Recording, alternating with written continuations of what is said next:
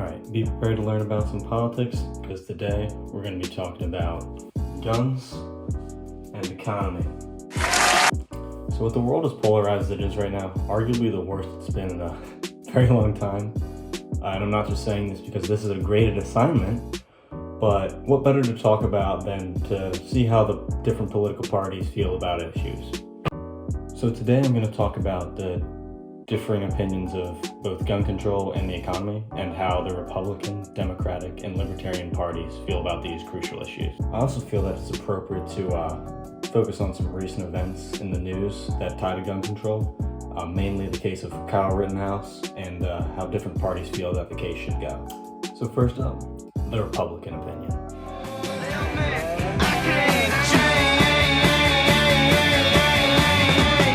Now, Republicans love them some guns, and for the most part, don't really like the idea of gun control policy, except in the case of actually keeping guns out of the hands of criminals, violent felons, etc., and restricting their access to firearms. Republicans believe in the right of Americans to own firearms. They believe that American citizens have the right to own, carry, and use said guns. It also must be said that the Republican position on gun rights does not flow from a fondness for weapons. Well, in some cases it definitely does, but instead from a fundamental principle that calls for the upholding of certain rights that the nation was built upon. Now, in relation to the Kyle Rittenhouse case, Republicans believe that Kyle was in the right as he was constitutionally allowed to defend himself from his attackers. Now, for the Republican views on the economy, Republican economic policies usually focus on what's good for businesses and the investors of the company, with the idea that companies that are economically successful will boost the economic growth for everyone in the economy. And now with that, we move on to the Democratic opinion. Joe Biden, wake up. 9/11. Today's here. The Democratic opinion towards guns is usually a negative attitude, with policies focused on restricting access to firearms, with the main attitude being that these weapons of war should not be in the hands of public. Now, Democratic policies usually focus on banning said assault weapons, with the belief that the Second Amendment is an outdated piece of legislation that needs to be amended. Now, on the issue of the Kyle Rittenhouse case, Democrats believe that Kyle was in the wrong, with the belief that he was just a kid looking for trouble, and that he basically murdered 2 people and tried to kill a 3rd. And with that, on to the economy. Now, Democrats usually focus on raising taxes to help pay for government relief programs such as the welfare system, usually with a focus of improving the lives of Americans and trying to lift them out of poverty.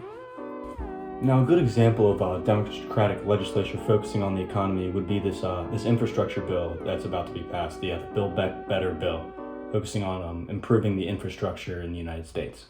And now, we move on to the Libertarian view.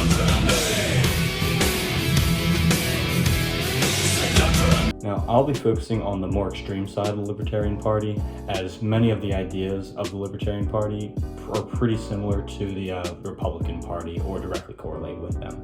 Now, many Libertarians have the viewpoint that any form of gun control policy, gun laws, etc., is a direct infringement upon the Second Amendment and is thereby unconstitutional. Now, because of this viewpoint, Libertarians believe that I should be able to own this, Выстрел!